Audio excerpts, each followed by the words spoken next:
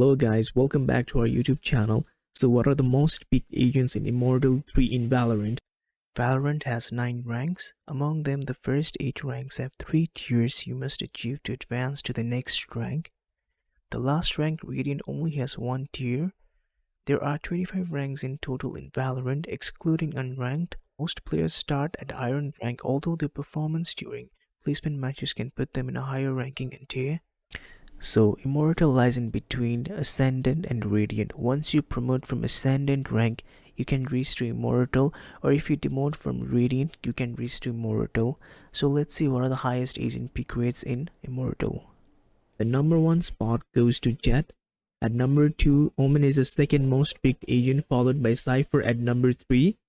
After that, at number 4, there is Reyna. And finally, at the 5th spot, we have Raze. I hope you enjoyed the video.